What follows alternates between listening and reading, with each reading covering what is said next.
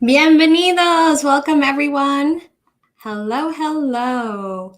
My name is Mariana. You are watching Mexico Relocation Guide, and today's live stream is all about answering your questions on moving to or living in Mexico. Today's live stream is all about you, so feel free to post your questions in the live chat. There are a couple of things that I want to discuss before we get started. And that is one, you have access to a completely free Living in Mexico email series, which I put the link in the comments for you guys. So free Living in Mexico email series, all you have to do is sign up and you get about 10 emails that give you everything from tips on how to get residency, the income requirements, healthcare costs, how to find the best rentals, a lot of information on the best places to live, actual cost of living examples, so much information in these emails. And I broke them down into a couple of emails. That way it's not too much information at once. So check the link for that in the comments of this live stream. The other thing I want to discuss is there is a new FMM process. FMM is Forma Migratoria Múltiple, and that's a form that you get whether you're coming in as a tourist or whether you're coming in as a resident for the very first time to Mexico, and you're going to do canje, which is the exchange of getting that stamp converted to a residency card. So there's a new process for specific airports, and that is Puerto Vallarta, Cancun, Guadalajara, La Paz, and Felipe Angeles Airport, which is the new airport right outside of Mexico City. The airport code for that one is AIFA. Although if you're flying to Mexico City, most likely you're going to be flying into Benito Juarez. So just keep that in mind, right? It's not the same airport. But there is a new FMM process for those four airports that I mentioned, and I am going to include a link in the comments right now where you can find out what the new process is and what do you need to know. So look for that in the comments down below. A couple of other things I want to mention is some people have been asking, right? Like how do I get an appointment at the consulate? It's getting really hard. There are no appointments. I check, maybe they say that they're going to release them on the first of the month, and then I check and there are no appointments. So unfortunately, yes, that is one of the hardest parts of getting residency in Mexico. And I would say just, maybe check a different consulate. If you have the ability to travel, some of the best consulates that we recommend are Laredo, San Antonio, Raleigh, Las Vegas, Atlanta, Orlando, Boston, McAllen, Milwaukee, and Chicago. And these are some of the airports, the consulates that we recommend, just based on how much availability of appointments they have, and then also that they don't require that you live in that specific city for you to get residency or for you to get an appointment. Because, Denver used to be on the list, but now they require you to live in Colorado. Other consulates have kind of followed suit. And I assume that will probably start happening more and more, which could be good, actually, because if they are only asking or they are only allowing people to book appointments who live in that area, then they'll probably have more appointments available to everybody. So hopefully, that's actually a positive for you guys. So without further ado, let's get started. I see some really good comments coming in, and I want to thank you guys for being here early and posting your comments. Again, I try my hardest to get to all the comments that you guys, or all the questions that you guys have. So bear with me. We will have an hour today, and I just wanted to get started right away. So Leslie has a comment or a question. She wants to use a facilitator when she arrives in Mexico to do the second part of her residency in October. And that's what I talked about when I said canje. There are two parts. You start the first part in the US, most likely if you're watching from the US, or Canada if you live in Canada, or whatever part of the world that you live in at a Mexican consulate. So you start that process there, then the second part of the process takes place in Mexico. Is it necessary to set this up ahead of time? No, you actually, so the way it works is you first have to, the very first part of the process is you have to secure an appointment with the consulate. Once you secure that appointment, either they will tell you exactly what to bring to that appointment, or it's listed on their website, or it's listed in our online guide. And based on that criteria, then you bring those documents. Most likely, they will ask you for 6 months bank statements of income if you're going the income route, or 12 months bank statements if you're going the savings route or the investments route. And you do actually have to bring 6 months or 12 months. So a lot of you have asked, what if I only get quarterly statements? So ask your bank if they can give you monthly statements. But anyway, so you have to secure that appointment first. You go to that appointment. They will usually conduct a brief interview. And in that interview, don't be nervous. It's just pretty standard, right? They're asking you why you want to live in Mexico. And then they're just verifying that your financials actually match up with what the consulate's requirements are. Based on that, they will either approve you, most likely, or deny you. And they'll probably tell you why you're denied. So if you need more supporting documents for that, they'll probably ask you to come again and just bring those supporting documents. And then, the second part of that process takes place in Mexico, as you're well aware, Leslie. And no, you don't actually need to set this up in advance. Although I do recommend that if you have a pretty good idea that you're going to be able to travel to Mexico right away and finish that process, then yeah, go ahead and contact the facilitator, let them know about your travel plans. That way you also get an idea of how long that process is taking locally, because different offices in Mexico have different timelines. For example, Mexico City, Los Cabos, Progreso, Huatulco, La Paz, all can get done in one day. You can basically have an appointment set the same day and get your residency card the same day. Whereas other places like Chapala, Guadalajara, Playa del Carmen, Merida, other places that people travel to usually take weeks and sometimes, up to a month. So it just depends on which I&M office you go to. And that's my recommendation. So for anybody else watching and wondering the same question, it depends on how soon you're able to travel to Mexico, on how soon you should hire that facilitator. When you get your residency stamp, that residency stamp is good for 180 days. Don't wait until the last minute, though. Don't wait until day 179 to travel to Mexico. But you have 180 days to be able to travel to Mexico. The minute you cross into Mexico, you have 30 days to get to I&M and schedule that appointment. So as long as you schedule that appointment, if they give you an appointment for 35 days out or 40 days out or longer, it doesn't matter. As long as you're in the system, you won't get deported, you won't get in trouble, you'll be in the system as having started the process. So great question, Leslie. Thanks for being here. Scott has a question. He says, we're a gay married couple, 65 and 66. We have questions about Mexican residency. So 1, we'd like to go right for permanent residency and skip temporary. Is that possible for people our ages? Absolutely. As long as you meet the financial requirements, it's absolutely possible. Although keep in mind that it doesn't matter what I say, it matters what the consulate says, right? So the ultimate and the last word is the consul has the last word, right? So the consul who approves residencies for that specific consulate, for that city, has the last word. So you may have all the financial requirements. Sorry, I have a fly in my room. You may have all the financial requirements. You may have the age requirements, and you may even, have more than enough to qualify as permanent. And they may still give you temporary, because ultimately it's up to them. It doesn't happen very often. A lot of people who meet the financial requirements and meet, this like age requirement that a lot of consulates have, end up getting permanent residency. But just don't be surprised if that happens. And I see you have some more questions.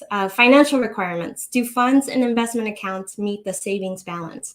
So do we each need to keep $180,000 cash in a regular bank account? No. Investment accounts qualify you for the savings route. So as long as you've had, a minimum balance of $170,000 for permanent residency. For temporary, it's $43,000 and some change. It depends on the consulate too. Some have a slightly lower amount, some have a slightly higher amount.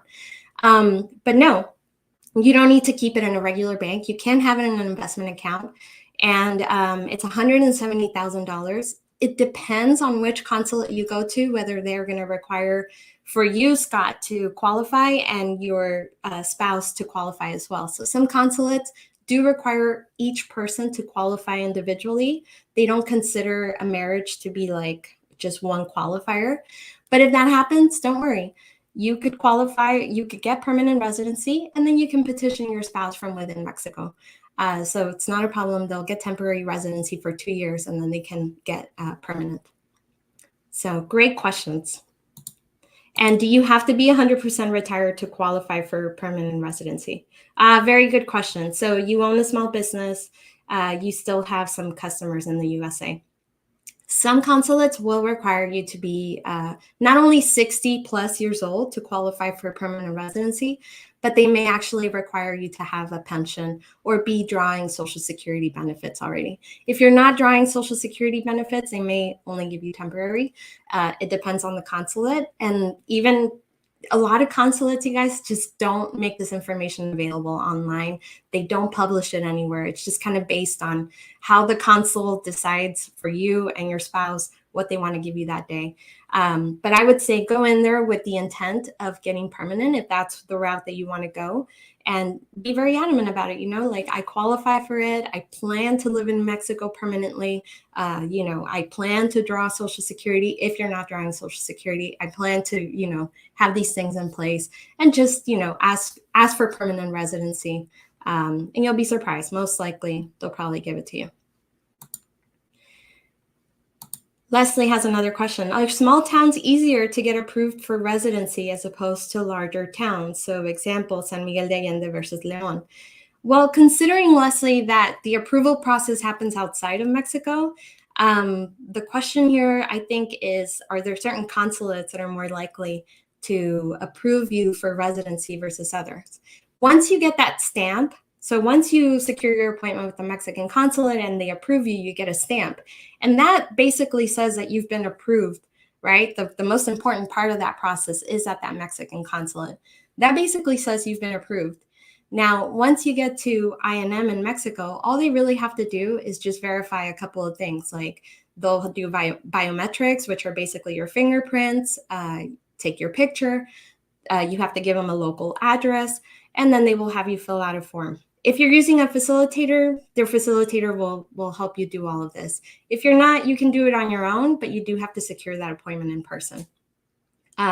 So based on that, it just depends on which Mexican consulate you go to in the United States, assuming that you live in the US or your home country, right? And there are some consulates that are easier to work with than others. For example, I'll mention the list again: Laredo, San Antonio, Raleigh, Las Vegas, Atlanta, Orlando, Boston, McAllen. Although McAllen, I've heard, are getting stricter, probably because we've been sending so many people there. And not only myself, a lot of facilitators have been sending all of their customers there.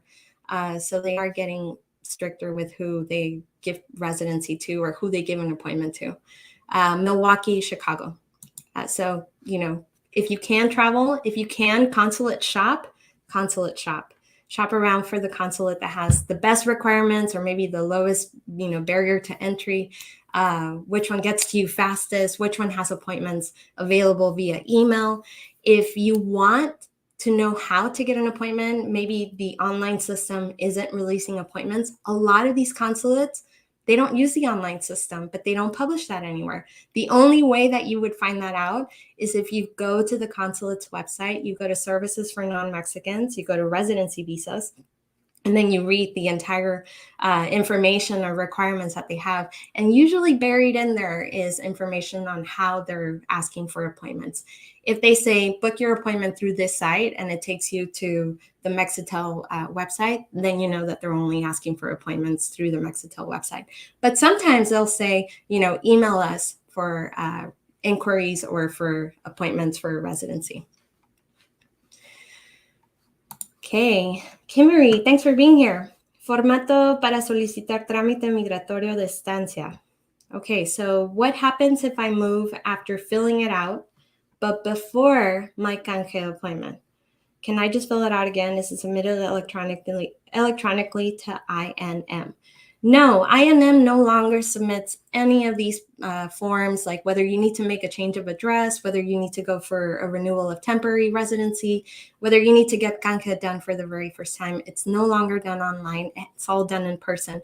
They do have a form that you can fill out online, that you should fill out actually online beforehand, but it all has to be done in person. Now, as far as changing your uh, your status before canje, I wouldn't recommend it. I would wait until you actually have your residency card before doing anything like changing your address or adding a spouse. Well, for starters, you wouldn't be able to add a spouse before canje is done. But anything else, I would wait until you have your residency card in hand, because you don't want to have any reason for the system to have an error, delay your process, or anything like that. So I hope that answers your question. Good question. Ignoring the residential financial requirements. So assuming that you don't need at least $2,600 a month to qualify for residency, how much should I save for two people to move to Mexico?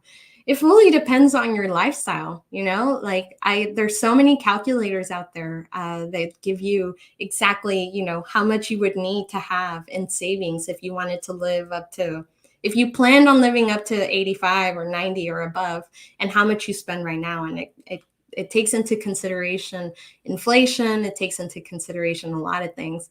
So I would say look for a calculator like that, but it truly depends on your lifestyle.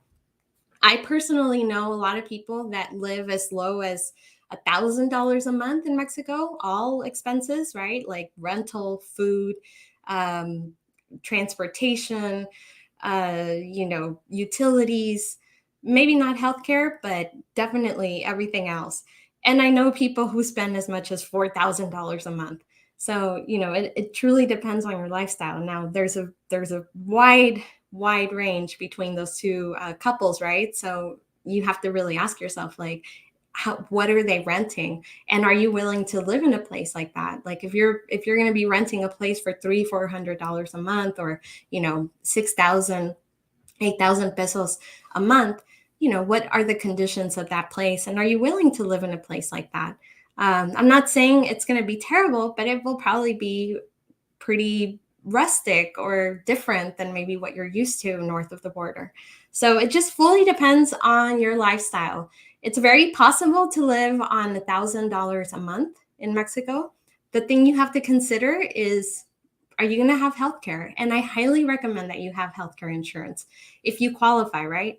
And if you don't qualify, I highly recommend that you set money aside every month for emergencies, because you never know. And a lot of hospitals in Mexico will not treat you if you don't have money to pay for the bill. So just keep that in mind. It fully depends on your lifestyle. Sorry, I can't give you like a straight answer, but there's a lot of calculators out there that will help you determine how much you need to save based on how much you spend right now.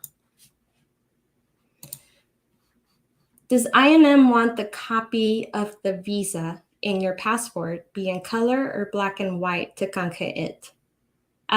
So the copy that the consulate gives you is in color. And I assume that's what you're asking about, but it's always in color. So that's what they need. Hi, Art. Thanks for being here. Hi, Jack. Okay, so Jack has a question. Do we need to establish temporary residency before going down to Mexico, or can we stay for the 180 days? You can absolutely stay in Mexico for up to 180 days as a tourist. Now, there are certain gray areas, right, between that, or because of the 180 days. Now, because a lot of airports are now digitalizing the FMM, which is essentially your tourist visa. It's used for other things too, but essentially if you're a tourist, you're going to get an FMM, and that's your tourist visa. And because they are digitalizing that, a lot of people right now are getting 180 days, no questions asked. Whereas before, like in 2021, early 2022, people were getting 7 days, 15 days, 30 days, 90 days, less than 180 days. Now, because they're digitalizing this, it also means that they're able to quickly see how many times are you coming in and out of the country, and does it look like you live here, right? So are you raising red flags, and does it look like maybe you're going around the legal way of doing things in Mexico? Which, if you plan to come in and out multiple times a year and stay for, or if you planned on coming, every 6 months, leaving for a day and then coming back again, you're basically a perpetual tourist, right? So you're basically somebody who's living in Mexico but isn't going through the residency process, which before was totally fair game. A lot of people did that.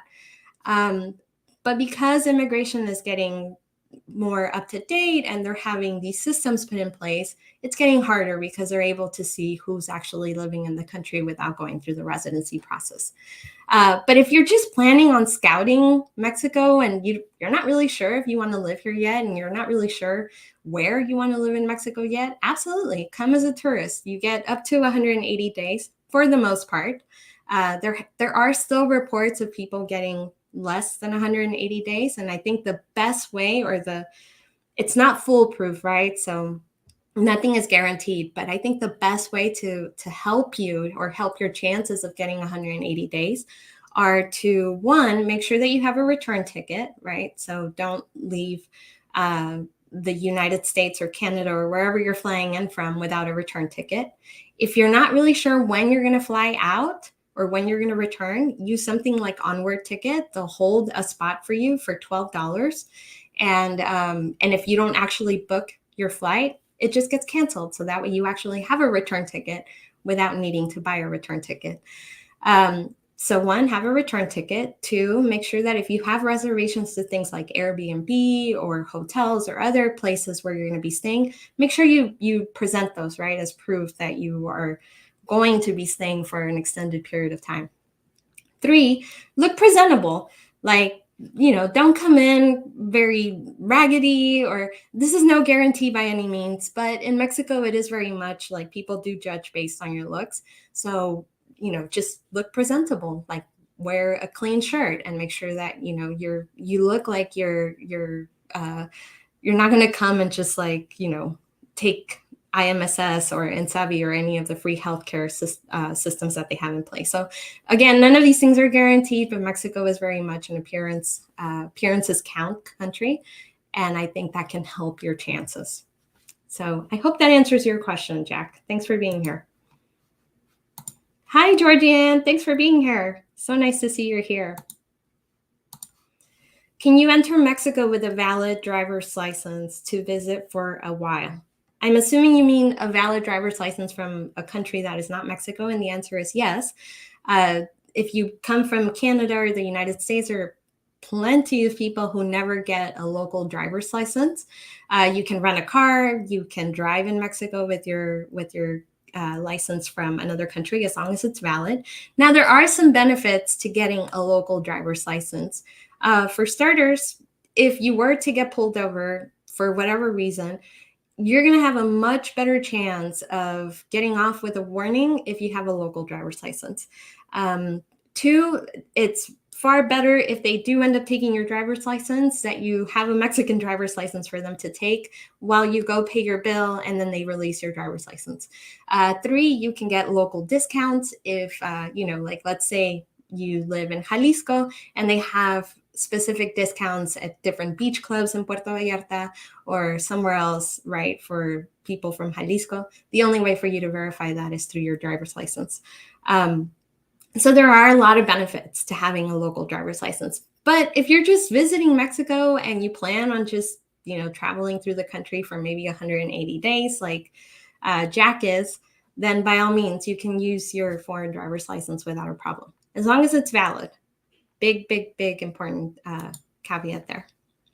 Hi, Tony. Thanks so much for being here today. One day, Tony, I'm going to see that comment that you have. Instead of saludos de Katy, Texas, it's going to say saludos de Cozumel or wherever else in Mexico you end up. Maybe it's going to be Atlisco. I don't know. We'll see. Maybe it's going to be Puebla. Is the wait long at INM in Baja California Sur? So Baja California Sur is an entire state. and it has a variety of different I&M offices. I can tell you, though, that if you go to La Paz or if you go to Los Cabos, you can get your residency card done the same day, especially if you work with a facilitator, because most likely you have to go in person to secure an appointment, and they will have people who will actually wait in line to secure your appointment for you. So it's worth the money. Trust me, it is worth the money for you to hire a facilitator. And not all of them are created equal. There are some that know the process better than others. And there are some that just, may have started doing, residency papers for people for 1 or 2 weeks or 2 months or a year even. And they don't really know people at I&M. And in Mexico, a lot of relationships matter. So the people that we recommend definitely have relationships at I&M. And because of that, it helps you expedite your process.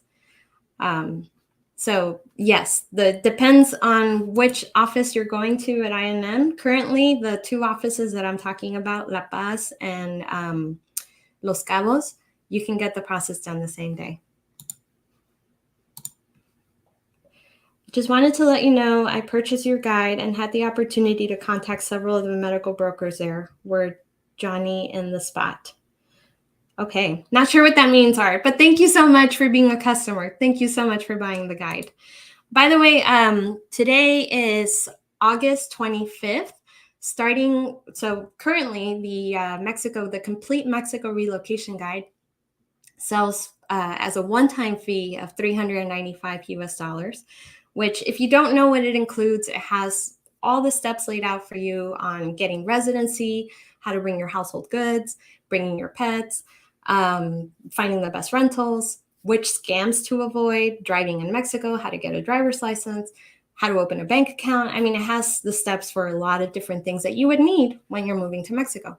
On top of that, it has a directory of all the facilitators that I recommend throughout Mexico for various different things, like driving your pets, if airlines won't take them, or maybe because they're too old, or maybe because you just don't want to put them through the stress of flying them to Mexico. We have residency immigration facilitators that will help you with that process.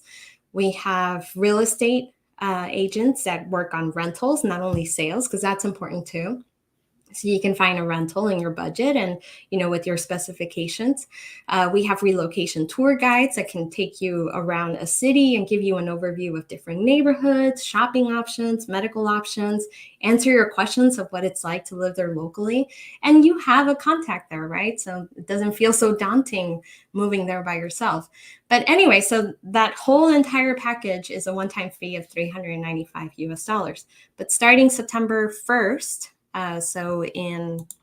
that's about 7 days from now, 6 days from now, it's going to go up to $495. So I'm increasing the price by $100.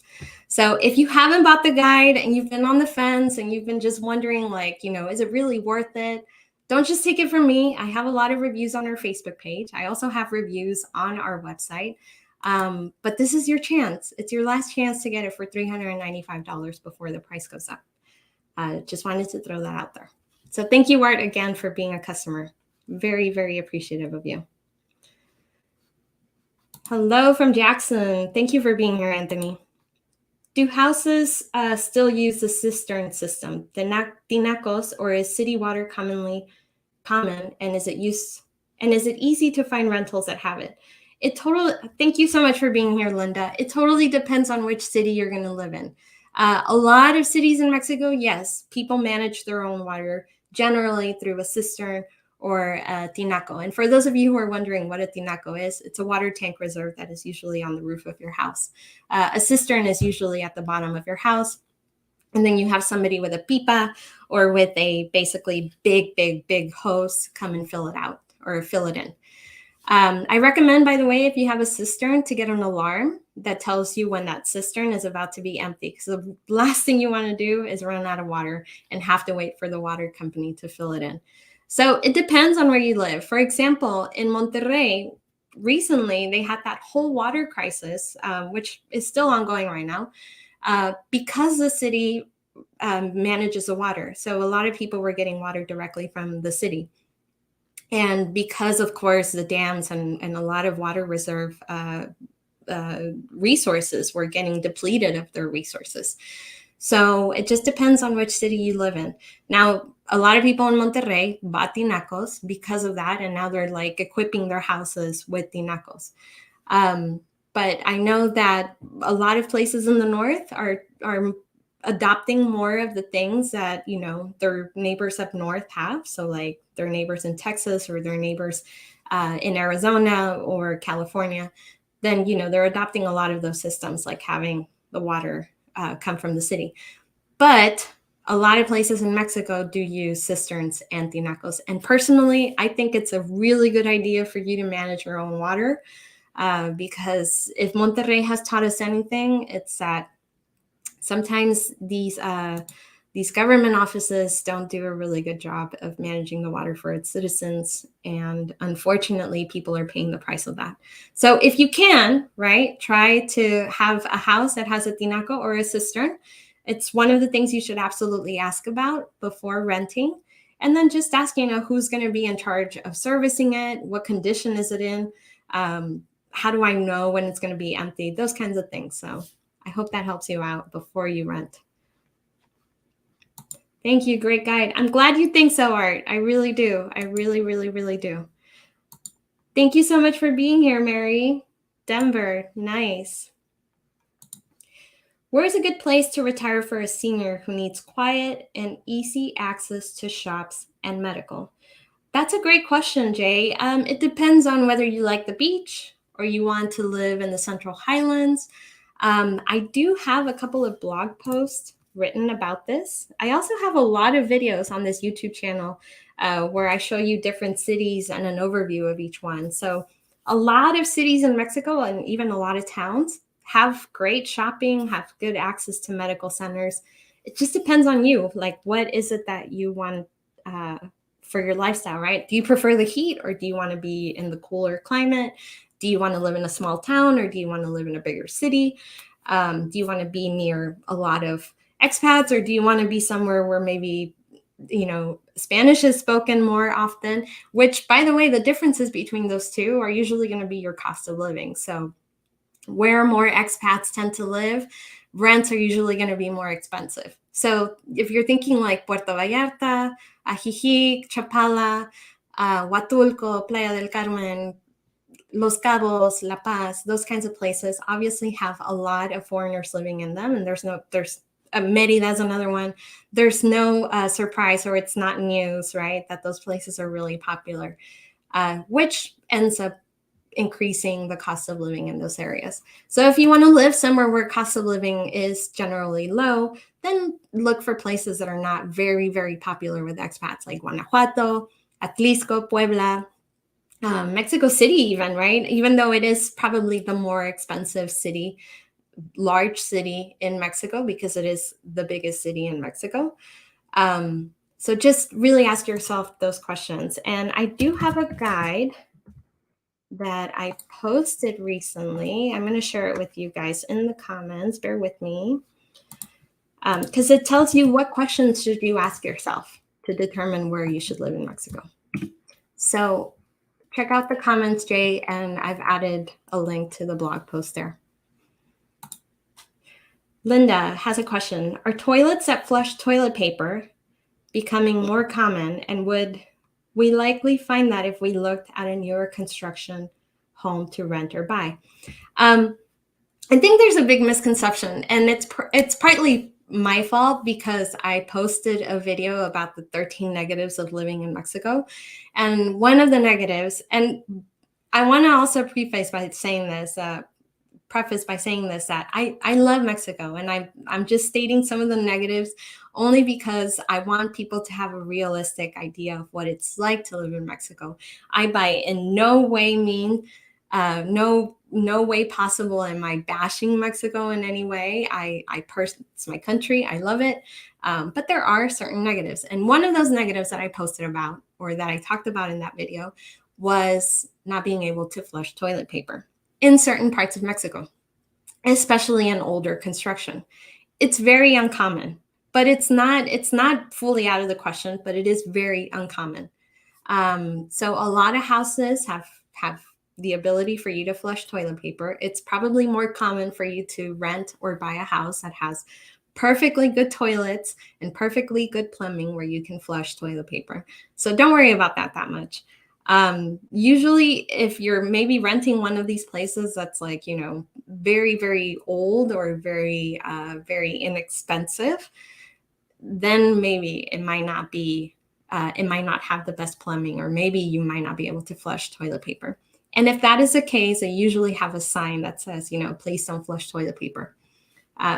It's usually in very rural areas or in very old construction. So don't worry, Linda. I think most of the places that people are looking at will probably be able to have good working toilets that you can flush toilet paper in. Hi, Judith. Thank you so much for being here. Yes, I know you're in Querétaro. I see all your comments on our YouTube channel, and I appreciate you so much. I love you too. Thank you so much for being here. Let's see. Scott, great question. Let's see.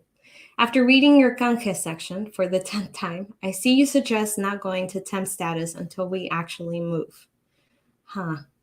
I'm not sure what part of the canje section you are reading that in, or if I'm reading your question correctly, because I don't suggest not going to temp status. So sorry, maybe you can rephrase that and ask that again, Scott. Brenda, thanks so much for being here from Wisconsin. You won't regret it. I hope you love the guide. Would like to move back to the Highlands within 5 years. And we need your excellent assistance. We have a lot of contacts throughout the Highlands, Brenda. So, whether you need a rental or whether you need somebody to show you around, depends on where in the Highlands you want to live, of course. But if you guys want a list of where we have relocation tour guides, by the way, I am going to post it on the comments section. If you guys are wondering, like, well, where do you actually have contacts in? I posted it in the comment section. So if you guys are wondering, because I'm sure that's a big question for you, we have them in most of the most popular places, lots and lots of cities. And by the way, if you're wondering this before buying the online guide, feel free to send me a message, info@mexicorelocationguide.com. Feel free to email me before you buy the guide, whether I have a contact or whether we have people in the area that you're looking at. Because the last thing I want is for you to buy it and then be like, oh, well, it doesn't really help me, because there are no refunds. So once you get access to the information, there are no refunds. So just keep that in mind. Hi, Old Soul Pammy. What is the best way to move household items? I won't have a truckload, just about 8 to 10 boxes, no furniture. If you're driving, I suggest taking all of that in your car, as much as you can fit in your car. If you're not driving yourself, if you're flying, I would suggest paying for extra luggage, or, over luggage on, extra luggage with whatever airline you're flying with. And if you'd rather not, if you'd rather just drive yourself there or fly yourself there, or however else you're going to get to wherever you're going to move to, we do have a list of private drivers that can take all of your belongings. They can take your pets. They'll go pick you up in the United States or in Canada. They have the ability to cross borders. It does cost probably more money than if you were to pay for extra luggage, whether you're flying, or it will definitely cost more money than if you're driving yourself there and then just paying for your gas. So that's my best solution for you. It just depends on you, right? Like, what would you rather do? It's well worth the money if you're having the ability to have somebody else drive you there. Even like, they will go, you can even hire somebody from the online guide to fly them to wherever you are, and then they will drive you back. So, you also get to kick back and not have to worry about knowing which roads to take and which highways to take and the tollway system and getting the bus or those kinds of things, right? So there are some benefits to that as well. It just depends on you. So the first question is, seems like they are not automatically granting 180 days for tourists. Are we going to have problems because of that? You're right. There is no guarantee. You can get up to 180 days, but there is no guarantee that you're getting 180 days. I will say that Puerto Vallarta, Cancun, Guadalajara, La Paz, and AIFA, which is Felipe Angeles Airport in the Estado de Mexico, is issuing people 180 days because they're doing this new digital format, which just gives people 180 days. So, if you want to maybe, again, there's no guarantee of this, but I have asked everyone that I know, all our facilitators, our customers, people that we work with, and everyone that has flown through those airports has gotten 180 days as a tourist. So that could help you out, make your plans more solid or solidify your plans. Dr. Z is interested in knowing how to find out about specific meds that are going to be needed when living, or that were needed when living in the US, but may or may not be available in Mexico. I realize the meds still have to be prescribed by a Mexican doctor. Actually, a lot of medications in Mexico, a lot of the common prescribed medications from the United States are over the counter in Mexico, are available over the counter in Mexico. Not all of them, but a lot of them. So that means that you don't have to go to a Mexican doctor to prescribe you this. Now, I still recommend consulting with a Mexican physician for two reasons. One, dosages are different in Mexico, so you shouldn't automatically assume that whatever medication you're buying is going to be the exact same dosage. And second, because you want to make sure that you're taking the correct medication, right? You don't want to just assume that it's the exact same thing or the exact same compound. If you do want to consult with a doctor before moving to Mexico, I also think that's very smart. And I recommend going to this website and looking at doctors. Sorry. I'm going to put it on the screen. There are a lot of doctors. It's doctoralia.com.mx. I added it to the comments.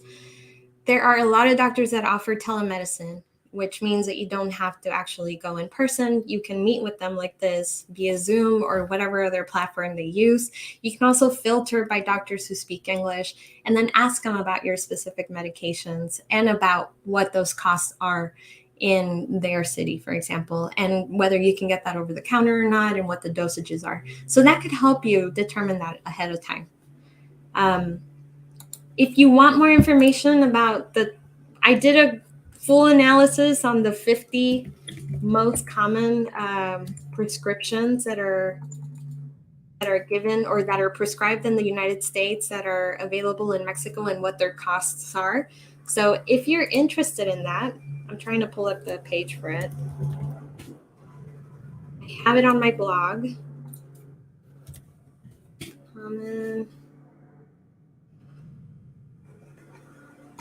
One second.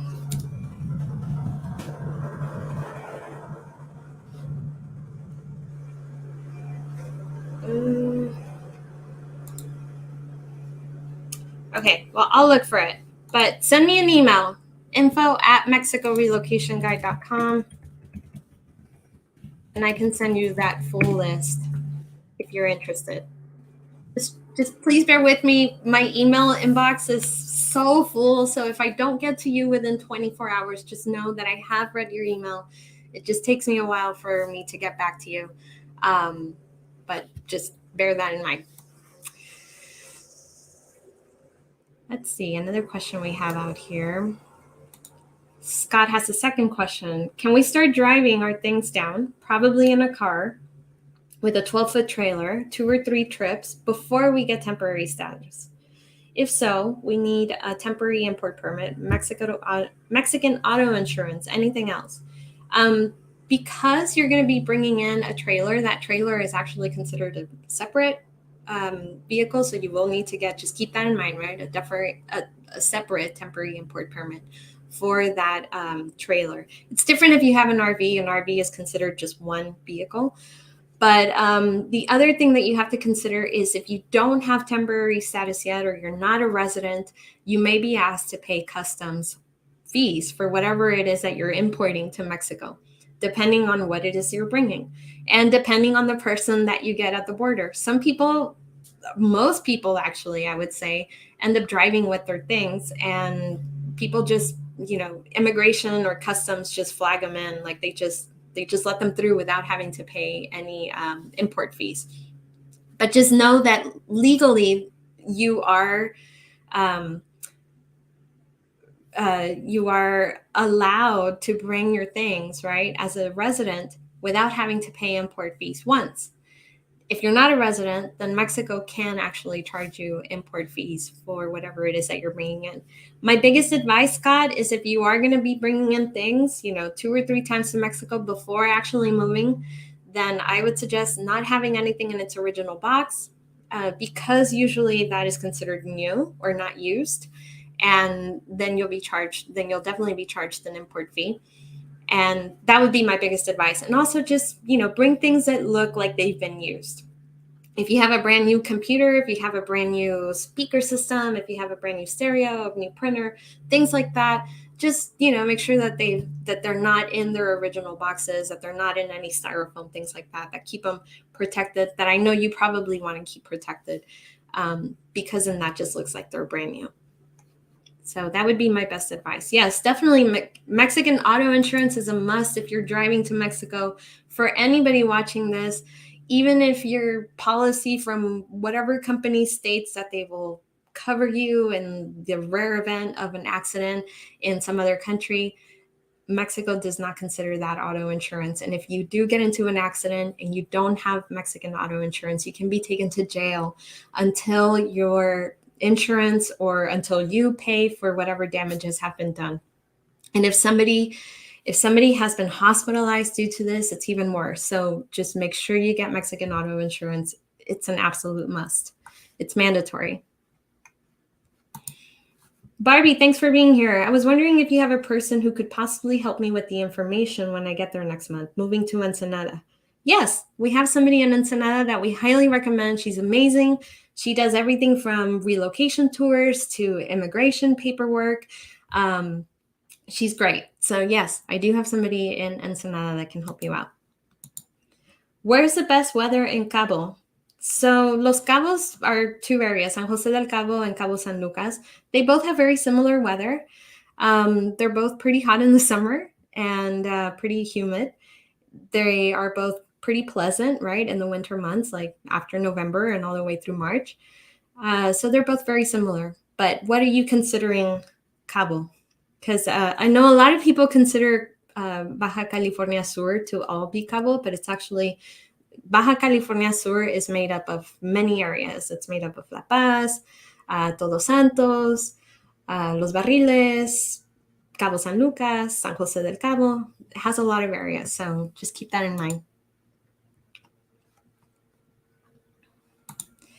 Wondering about which immigration lawyer you recommend in Vancouver, Canada. So actually, great question. And I think a big misconception that a lot of people have. All of our contacts, all of our facilitators are located in Mexico, with the exception of people that can drive to Canada or the United States to bring your pets and household goods or yourself or your car down.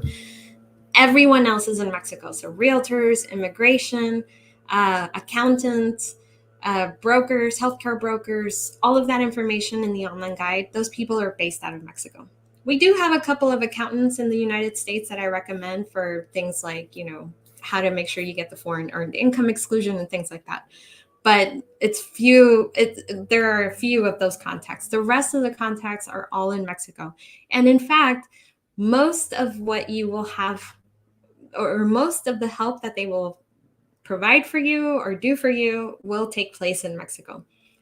A handful of immigration facilitators that we recommend will help you schedule your appointment in Canada, in this example, Vancouver, or in other cities in different provinces of Canada, or in the United States in different states and different cities.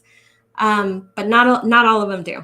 And there's a reason for that. Most of them that do, it's because they have a team and they can delegate that work to somebody else.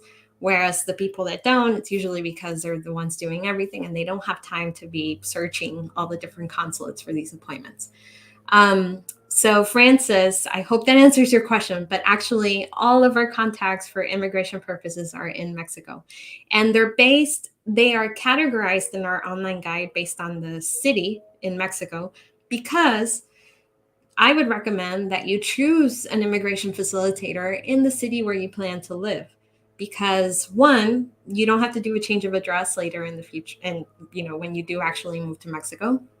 And two, because they're familiar, right, with what the local process is like, so that when you do move there and you want to renew, they can help you with that as well.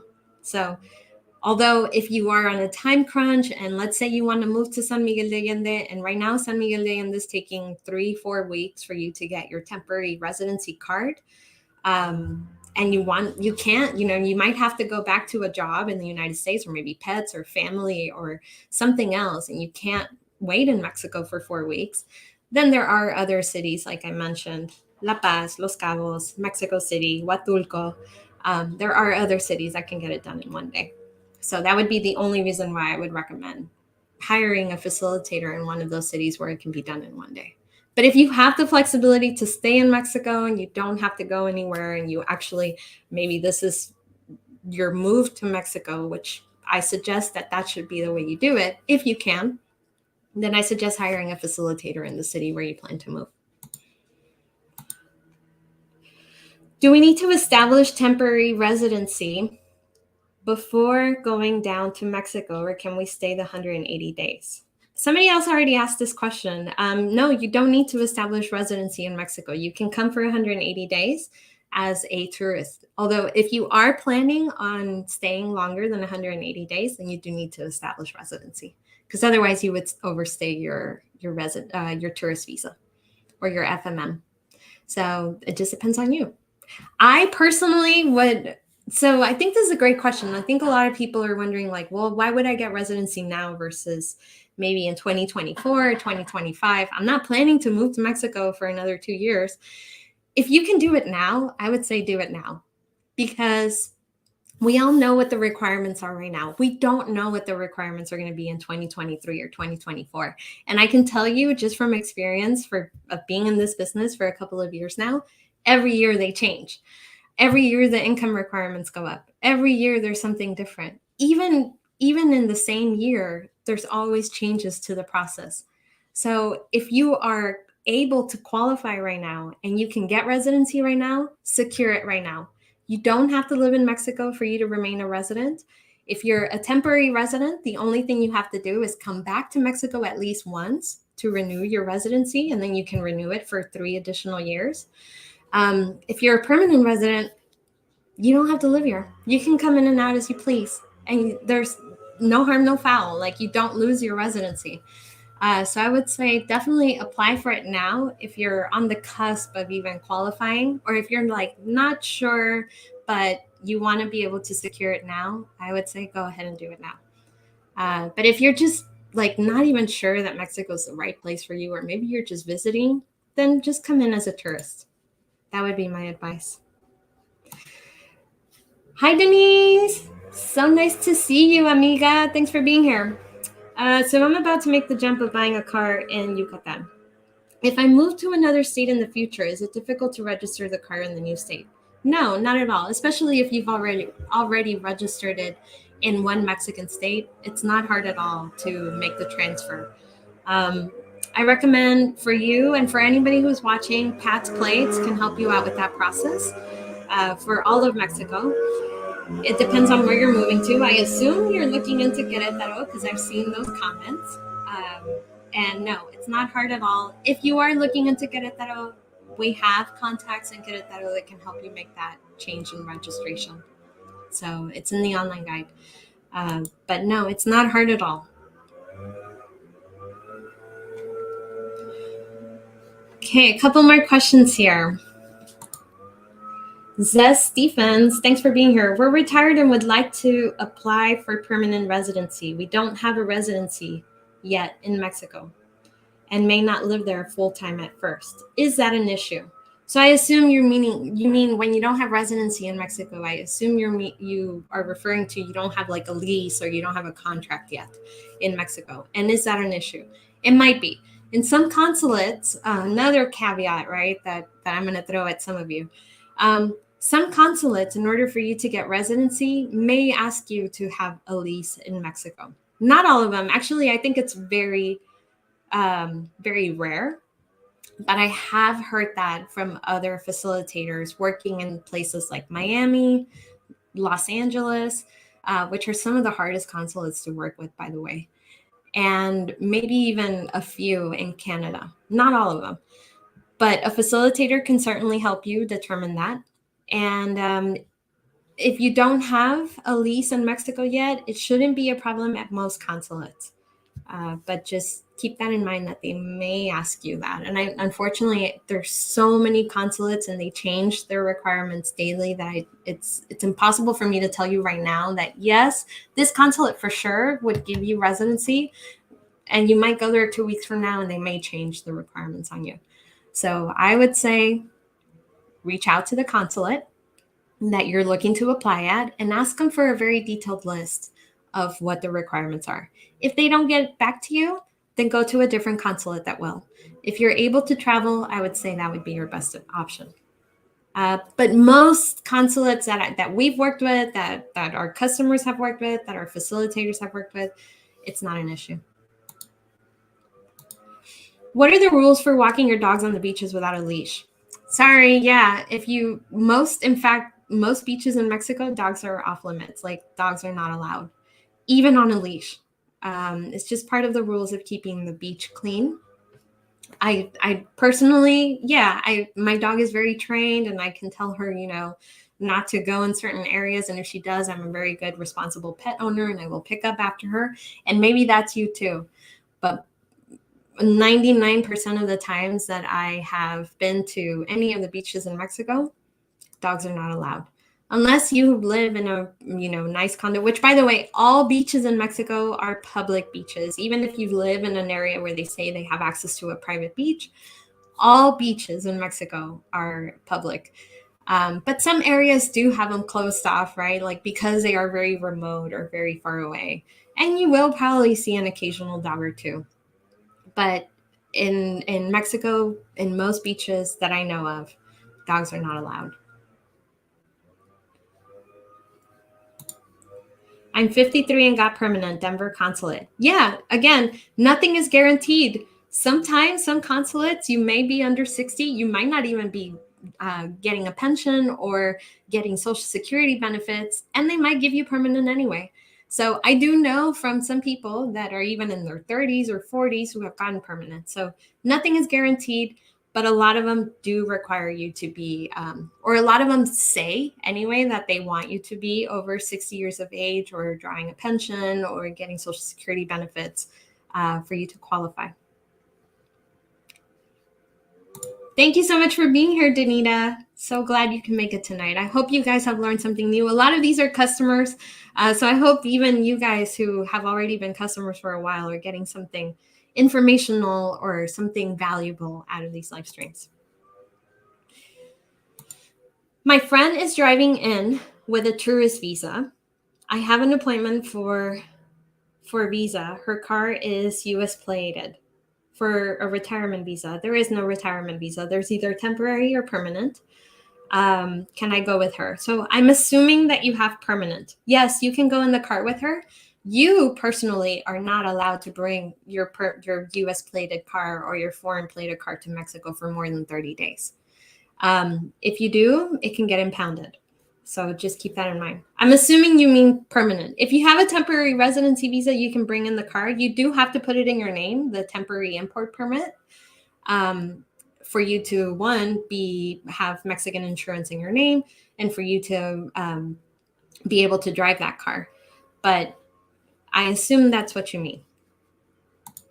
Thanks for being here, Jessica. Sorry, I don't understand your question. I'm going to take a few more. Los Angeles, thank you for providing this info. Los Angeles is one of those consulates that requires you to live in Los Angeles county for them to even make an appointment for you. And they'll ask for a driver's license, or they'll ask for a utility bill or an address in Los Angeles. I don't remember which one. But they'll ask for some form of proof that you live in Los Angeles for them to even make an appointment. They won't take anybody outside of Los Angeles. Okay, well, I'm going to take one more question. I'm sorry if I didn't get to all of them. For those of you who are wondering about medications, I'm going to post my email again in the comments. And I will send you the full list of medications that I did research on, the 50 most prescribed medications in the United States and their equivalent in Mexico and the cost in Mexico. So it's a really, really comprehensive list. Will any consulate approve temporary residency using our current U.S. income? So we're not remote workers, as we plan to spend summers there until 2024. We're teachers. When we retire, then we move permanently. We're afraid they may raise the solvency requirements before then, and we may not meet in retirement. So the sooner the better to achieve temporary residency or residencia temporal, RT, if possible. Yes, great question. And a lot of people fall in this category. A lot of people are really scared. Like, what happens if I'm working right now, but when I retire, which I plan to do when I move to Mexico, what happens then, right? Like, will I be disqualified? One, do not volunteer that information. Don't talk about retiring in Mexico. Don't talk about losing your income, right? Don't volunteer that information. Most likely they won't ask. They will only be focused on your current income. So just focus on your current income. Don't give that information up, but that you plan on quitting that job and not having an income once you move to Mexico, because then that will probably bring up more questions. My best advice to you, and good luck. I hope you get it. Let us know in the next live stream if you do. Thank you, Melissa, for being here. I really hope that you end up getting approved. So that's it for me. That's all the time I have. Are these live streams helpful to you guys? Do you enjoy this format? If you do, I will do more of them. Let me know in the comments if you guys enjoy this or if you would like a different format. I'm glad to do more of these. I just would love to hear the feedback from you, right? Because ultimately, this is for you guys. I do have a video coming out this week on Sábado, 8/27. So the 27th of August at 3:30 p.m. Central. So if you're Pacific, that is, oh man, I'm going to have to do math here, 1:30 p.m. And if you are Eastern time zone, that is 4:30 p.m. So join me 3:30 Central. I'm going to talk about how you can live in Mexico under $2,000 a month in some of the areas, 2,000 a couple, I'm assuming, on this video. And what are some of the areas of this particular city that I recommend? So if you haven't subscribed already, subscribe to this YouTube channel, and you'll get a notification if you hit that bell of when we drop a new video. But just put it on your calendar.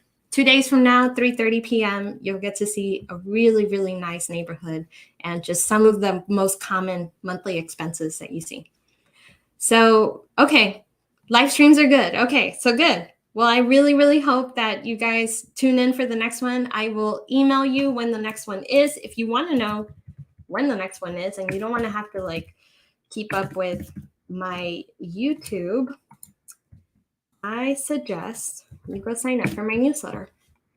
I just posted in the comments, mexicorelocationguide.com/newsletter. Go sign up. I promise never to spam you. I don't sell your information to anybody. I keep you up to date on information like the digital FMM, any residency changes, any rental examples, cost of living examples, so many things. And then, of course, when the next live stream is. So I promise that your information is safe, and I only ever share things that I think are helpful for you. So thank you guys so much for being here, and I will see you guys in the next live stream. Nos vemos pronto. Hasta luego.